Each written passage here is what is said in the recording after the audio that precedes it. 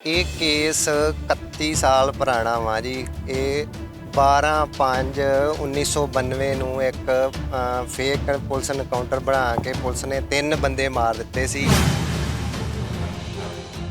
Punjab and Haryana high court ਵੱਲੋਂ ਇੱਕ warrant ਅਫਸਰ ਦੀ ਡਿਊਟੀ ਲਾ ਕੇ ਉਹਨੂੰ ਵੱਖ-ਵੱਖ ਥਾਣਿਆਂ ਦੇ ਵਿੱਚ ਸਰਚ ਲਈ ਭੇਜਿਆ ਜਾਂਦਾ, ਪਰ ਹਰਜੀਤ ਸਿੰਘ ਜਿਹੜਾ ਵਾ ਉਹ ਉੱਥੋਂ ਬਰਾਮਦ ਨਹੀਂ ਹੁੰਦਾ।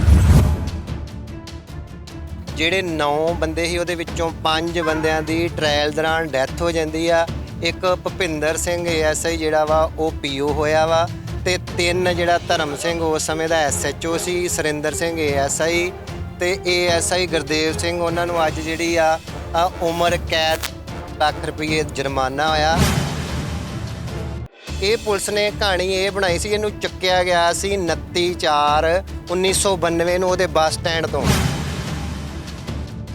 ਇਹਨਾਂ ਨੂੰ ਪੈਸੇ ਦਾ ਲਾਲਚ ਦਿੰਦੇ ਰਹੇ, ਪੁਲਿਸ ਦੇ ਵਿੱਚ ਨੌਕਰੀ ਦਾ ਲਾਲਚ ਦਿੰਦੇ ਰਹੇ, ਪਰ ਇਹ ਜਿਹੜਾ ਪਰਿਵਾਰ ਆ ਆਪਣੇ ਸਟੈਂਡ ਤੇ ਅੜਿਆ ਰਿਹਾ ਤੇ ਉਹਨੇ ਠੋਕ ਕੇ ਗਵਾਹੀਆਂ ਦਿੱਤੀਆਂ, ਜਿਹੜਾ ਕਿ ਅੱਜ ਇਹਨਾਂ ਪੁਲਿਸ ਅਫਸਰਾਂ ਨੂੰ ਜਿਹੜੀ ਉਮਰ ਕੈਦ ਦੀ ਸਜ਼ਾ ਹੋਈ ਹੈ ਤੇ 2-2 ਲੱਖ ਰੁਪਏ ਜੁਰਮਾਨਾ ਹੋਇਆ।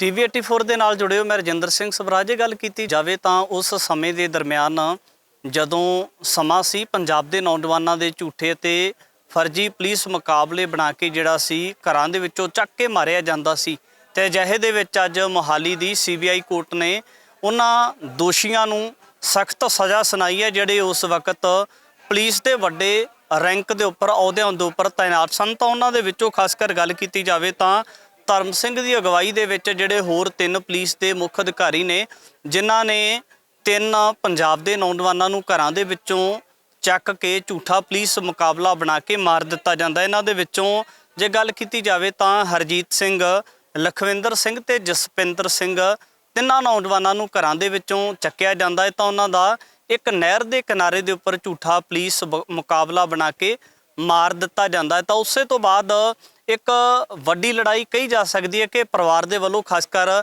ਹਰਜੀਤ ਸਿੰਘ ਪਿਤਾ ਦੇ ਵੱਲੋਂ ਲੜੀ ਜਾਂਦੀ ਹੈ। ਤਾਂ ਹਰਜੀਤ ਸਿੰਘ ਦੇ ਜਿਹੜੇ ਪਿਤਾ ਜੀ ਨੇ, ਉਹਨਾਂ ਦੇ ਵੱਲੋਂ ਇਸ ਲੜਾਈ ਨੂੰ ਲੜਦਿਆਂ ਹੋਇਆਂ ਅੱਜ ਇਸ ਜਗ੍ਹਾ ਦੇ ਉੱਪਰ CBI ਦੀ ਅਦਾਲਤ ਦੇ ਵਿੱਚ ਉਹਨਾਂ ਪੁਲਿਸ ਦੇ ਵੱਡੇ ਅਤੇ ਮੁੱਖ ਅਧਿਕਾਰੀਆਂ ਨੂੰ ਜਿਹੜੀ ਸਖਤ ਸਜ਼ਾ ਸੁਣਾਈ ਜਾ ਰਹੀ ਹੈ। ਪਰਿਵਾਰ ਦਾ ਕੀ ਪੱਖ ਹੈ, ਵਕੀਲਾਂ ਦਾ ਕੀ ਪੱਖ ਹੈ, ਤੁਹਾਡੇ ਨਾਲੋਂ ਵੀ ਸਾਂਝਾ ਕਰਦੇ ਹਾਂ। ਮੇਰਾ ਨਾਮ ਹੈਗਾ ਜੀ ਐਡਵੋਕੇਟ ਜਗਜੀਤ ਸਿੰਘ ਬਾਜਵਾ।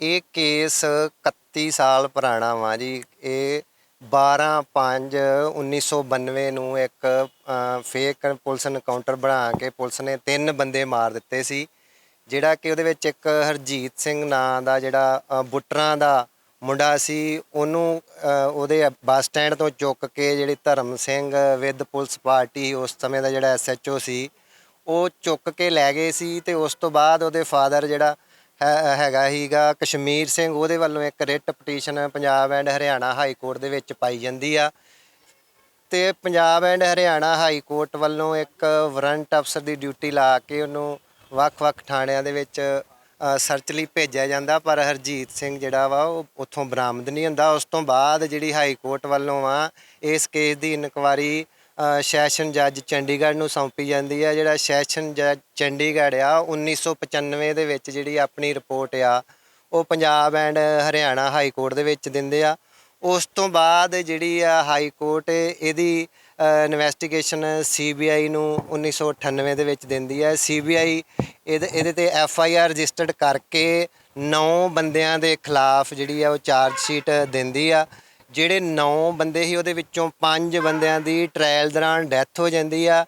ਇੱਕ ਭੁਪਿੰਦਰ ਸਿੰਘ ASI ਜਿਹੜਾ ਵਾ ਉਹ PO ਹੋਇਆ ਵਾ, ਤੇ 3 ਜਿਹੜਾ ਧਰਮ ਸਿੰਘ ਉਸ ਸਮੇਂ ਦਾ SHO ਸੀ, ਸੁਰਿੰਦਰ ਸਿੰਘ ASI ਤੇ ASI ਗੁਰਦੇਵ ਸਿੰਘ, ਉਹਨਾਂ ਨੂੰ ਅੱਜ ਜਿਹੜੀ ਆ ਉਮਰ ਕੈਦ ਲੱਖ ਰੁਪਏ ਜੁਰਮਾਨਾ ਹੋਇਆ।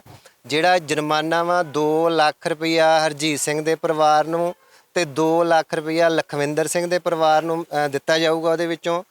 ਇਹ ਜਿਹੜੀ ਅੱਜ ਕੋਰਟ ਦਾ ਫੈਸਲਾ 31 ਸਾਲ ਬਾਅਦ ਆਇਆ ਵਾ, ਇਹਦੇ ਵਿੱਚ ਜਿਹੜੇ ਅਕਿਊਜ਼ਡ ਸੀ ਉਹ ਕਾਨੂੰਨ ਦੀਆਂ ਵੱਖ-ਵੱਖ ਘੁੰਡੀਆਂ ਦੇ ਤਹਿਤ ਇਹ ਕੇਸ ਨੂੰ 12 ਸਾਲ Punjab and Haryana high court ਤੇ ਸੁਪਰੀਮ ਕੋਰਟ ਆਫ ਇੰਡੀਆ ਦੇ ਵਿੱਚ ਸਟੇ ਕਰਾਉਣ ਦੇ ਵਿੱਚ ਕਾਮਯਾਬ ਰਹੇ। ਜਿਹੜਾ ਕਿ ਇਹ 12/5/1992 ਦਾ ਜਿਹੜਾ ਮਾਮਲਾ ਸੀ ਉਹਦਾ ਅੱਜ ਫੈਸਲਾ 31 ਸਾਲ ਬਾਅਦ ਆਉਂਦਾ ਵਾ। ਇਹ ਜਿਹੜਾ ਲੜਕਾ ਤੁਸੀਂ ਦੇਖ ਰਹੇ ਹੋ ਉਸ ਟਾਈਮ ਹਰਜੀਤ ਸਿੰਘ ਦਾ ਹੀ, ਜਿਹਨੇ ਇਹ ਜਿਹੜੀ ਇਹ ਫੋਟੋ ਫੜੀ ਹੈ ਹਰਜੀਤ ਸਿੰਘ ਦੀ ਹੀ, ਤੇ ਇਹਦੀ ਉਮਰ ਉਸ ਟਾਈਮ 1 ਸਾਲ ਸੀ। ਤੇ ਅੱਜ ਤੁਸੀਂ ਇਹ ਵੇਖ ਸਕਦੇ ਹੋ ਵੀ ਇਹਨੇ ਜਿਹੜੀ ਉਹ ਲਾਈਫ ਆ ਕਿਵੇਂ ਸਟਰਗਲ ਕਰਕੇ ਤੇ ਇਹ ਜਵਾਨ ਹੋਇਆ। ਇਹਦਾ ਜਿਹੜਾ ਫਾਦਰ ਆ ਇਹਨੂੰ 1 ਸਾਲ ਦੇ ਨੂੰ ਛੱਡ ਕੇ ਫੇਕ ਐਨਕਾਊਂਟਰ ਦੇ ਵਿੱਚ ਉਹਨੂੰ ਮਾਰ ਦਿੱਤਾ ਗਿਆ ਤੇ ਉਹਦੇ ਉੱਤੇ ਜਿਹੜਾ ਵਾ ਅੱਤਵਾਦੀ ਹੋਣ ਦਾ ਕਲੰਕ ਲਾ ਦਿੱਤਾ ਗਿਆ। ਜਿਹੜਾ ਇਹਨਾਂ ਦਾ ਜਿਹੜਾ ਹਰਜੀਤ ਸਿੰਘ ਦਾ ਦਾਦਾ ਸੀ ਉਹ ਫਰੀडम ਫਾਈਟਰ ਸੀ ਤੇ ਉਹਨੂੰ 1940 ਦੇ ਵਿੱਚ ਜਿਹੜਾ ਫਾਂਸੀ ਦੀ ਸਜ਼ਾ ਅੰਗਰੇਜ਼ ਸਰਕਾਰ ਵੱਲੋਂ ਦਿੱਤੀ ਗਈ ਸੀ। ਪਰ ਜਿਹੜੇ ਫਰੀडम ਫਾਈਟਰਾਂ ਦੇ ਪਰਿਵਾਰ ਵੀ ਉਸ ਟਾਈਮ ਦੇ ਜਿਹੜੇ ਦਰਿੰਦੇ ਪੁਲਿਸ ਆਫੀਸਰ ਸੀ, ਆਪਣੇ ਮੋਢਿਆਂ ਦੇ ਉੱਤੇ ਸਟਾਰ ਲਵਾਉਣ ਲਈ, ਆਪਣੀਆਂ ਫਿੱਤੀਆਂ ਵਧਵਾਉਣ ਲਈ ਤੇ ਹੋਰ ਰਿਸ਼ਵਤਾਂ ਲੈਣ ਲਈ ਉਹਨਾਂ ਨੇ ਸਾਰਾ ਕੰਮ ਇਹ ਕੀਤੇ। ਜਿਹੜੇ ਨੌਜਵਾਨ ਸਿੱਖ ਮੁੰਡੇ ਸੀ ਉਹਨਾਂ ਨੂੰ ਘਰਾਂ ਦੇ ਵਿੱਚੋਂ ਚੁੱਕ ਕੇ ਤੇ ਫੇਕ ਐਨਕਾਊਂਟਰਾਂ ਦੇ ਵਿੱਚ ਮਾਰ ਦਿੱਤਾ ਗਿਆ। ਇਹ ਪੁਲਿਸ ਨੇ ਕਹਾਣੀ ਇਹ ਬਣਾਈ ਸੀ, ਇਹਨੂੰ ਚੁੱਕਿਆ ਗਿਆ ਸੀ 29/4/1992 ਨੂੰ ਉਹਦੇ ਬੱਸ ਸਟੈਂਡ ਤੋਂ, ਤੇ ਪੁਲਿਸ ਨੇ ਇਹ ਕਹਾਣੀ ਬਣਾਈ ਵੀ ਇਹਨੂੰ ਜਿਹੜਾ ਵਾ ਅਸੀਂ 11/5/1992 ਨੂੰ ਪੁਲਿਸ ਪਾਰਟੀ ਨੇ ਨਾਕਾ ਲਾਇਆ ਸੀ। ਤੇ ਜਦੋਂ 2 ਸ਼ੱਕੀ ਪੁਰਸ਼ ਹੁੰਦੇ ਪੁਲਿਸ ਨੂੰ ਦਿਖਾਈ ਦਿੱਤੇ ਤੇ ਉਹਨਾਂ ਨੂੰ ਰੁਕਣ ਦਾ ਇਸ਼ਾਰਾ ਕੀਤਾ ਗਿਆ ਤੇ ਉਹਨਾਂ ਨੇ ਰੁਕਣ ਦੀ ਬਜਾਏ ਪੁਲਿਸ ਪਾਰਟੀ ਦੇ ਉੱਤੇ ਫਾਇਰਿੰਗ ਕਰ ਦਿੱਤੀ ਗਈ। ਦੋਵਾਂ ਪਾਸਿਆਂ ਤੋਂ ਫਾਇਰਿੰਗ ਬੰਦ ਹੋਣ ਤੋਂ ਬਾਅਦ ਇਹ 2 ਬੰਦਿਆਂ ਨੂੰ ਜਿਹੜਾ ਵਾ ਪੁਲਿਸ ਨੇ ਅਰੈਸਟ ਕਰ ਲਿਆ ਤੇ ਉਸ ਤੋਂ ਅਗਲੇ ਦਿਨ ਉਹ ਜਿਹੜੀ ਹਥਿਆਰਾਂ ਦੀ ਰਿਕਵਰੀ ਲਈ ਇਹਨਾਂ ਨੂੰ ਲੈ ਕੇ ਜਾ ਰਹੇ ਸੀ ਤੇ ਉਸ ਟਾਈਮ ਇਹਨਾਂ ਦੇ ਹੋਰ ਸਾਥੀਆਂ ਨੇ ਜਿਹੜਾ ਪੁਲਿਸ ਦੇ ਉੱਤੇ ਫਾਇਰਿੰਗ ਕਰ ਦਿੱਤੀ ਤੇ ਦੌਰਾਨੇ ਫਾਇਰਿੰਗ ਇਹ 3 ਬੰਦੇ ਮਾਰੇ ਗਏ, ਹਰਜੀਤ ਸਿੰਘ, ਲਖਵਿੰਦਰ ਸਿੰਘ ਤੇ ਇੱਕ ਉਹਨਾਂ ਨੇ ਉਸ ਟਾਈਮ ਅਣਪਛਾਤਾ ਵਿਅਕਤੀ ਦੱਸਿਆ ਸੀ ਜਿਸ ਦੀ ਬਾਅਦ ਦੇ ਵਿੱਚ ਪਛਾਣ ਜਸਪਿੰਦਰ ਸਿੰਘ ਪਿੰਡ ਸ਼ਹਿਜ਼ਾਦਾ ਵਜੋਂ ਹੋਈ ਸੀ। ਇਹ ਸਾਰੀ ਜਿਹੜੀ ਇਨਵੈਸਟੀਗੇਸ਼ਨ CBI ਦੇ ਵਿੱਚ ਆਉਣ ਤੋਂ ਬਾਅਦ ਜਦੋਂ CBI ਨੇ ਜਿਹੜੀਆਂ ਇਹਦੀਆਂ ਪੁਲਿਸ ਫਾਈਲਾਂ ਤੇ ਹੋਰ ਸਾਰੇ ਗਵਾਹਾਂ ਦੇ ਜਦੋਂ ਬਿਆਨ ਕਲਮਬੰਦ ਕਰਕੇ ਇਹਦੀ ਚਾਰਜ ਸ਼ੀਟ ਦਿੱਤੀ ਤੇ ਅੱਜ 31 ਸਾਲ ਬਾਅਦ ਉਹਨਾਂ ਗਵਾਹੀਆਂ ਦੇ ਸਿਰ ਦੇ ਉੱਤੇ ਜਿਹੜਾ ਇਹ ਫੈਸਲਾ ਆਇਆ ਵਾ।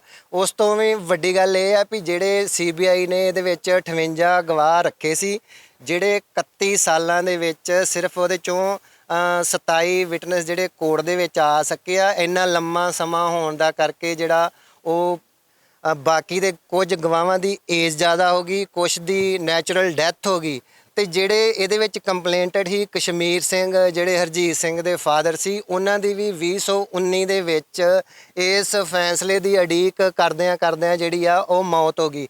ਇਸ ਦੌਰਾਨ ਜਿਹੜੇ ਇਹ ਤੁਹਾਨੂੰ ਦੱਸਣਗੇ ਵੀ ਕਿਸ ਤਰ੍ਹਾਂ ਜਿਹੜੇ ਅਕਿਊਜ਼ਡ ਪੁਲਿਸ ਮੁਲਾਜ਼ਮ ਸੀ ਉਹ ਇਹਨਾਂ ਦੇ ਘਰ ਦੇ ਵਿੱਚ ਜਾ ਕੇ ਇਹਨਾਂ ਦੇ ਉੱਤੇ ਪ੍ਰੈਸ਼ਰ ਪਾਉਂਦੇ ਰਹੇ ਤੇ ਇਹਨਾਂ ਨੂੰ ਪੈਸੇ ਦਾ ਲਾਲਚ ਦਿੰਦੇ ਰਹੇ, ਪੁਲਿਸ ਦੇ ਵਿੱਚ ਨੌਕਰੀ ਦਾ ਲਾਲਚ ਦਿੰਦੇ ਰਹੇ। ਪਰ ਇਹ ਜਿਹੜਾ ਪਰਿਵਾਰ ਆ ਆਪਣੇ ਸਟੈਂਡ ਤੇ ਅੜਿਆ ਰਿਹਾ ਤੇ ਉਹਨੇ ਠੋਕ ਕੇ ਗਵਾਹੀਆਂ ਦਿੱਤੀਆਂ, ਜਿਹੜਾ ਕਿ ਅੱਜ ਇਹਨਾਂ ਪੁਲਿਸ ਅਫਸਰਾਂ ਨੂੰ ਜਿਹੜੀ ਉਮਰ ਕੈਦ ਦੀ ਸਜ਼ਾ ਹੋਈ ਹੈ ਤੇ 2-2 ਲੱਖ ਰੁਪਏ ਜੁਰਮਾਨਾ ਹੋਇਆ ਵਾ।